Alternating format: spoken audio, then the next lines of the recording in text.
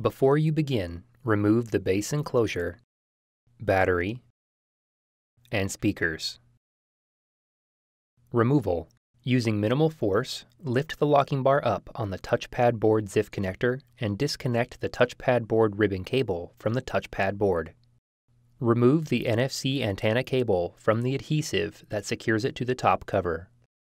Peel back the retention tape and use minimal force to lift the locking bar up on the NFC antenna ZIF connector and disconnect the NFC antenna cable from the NFC board. Remove the 6 2.5mm P0 Phillips head screws that secure the touchpad board to the top cover.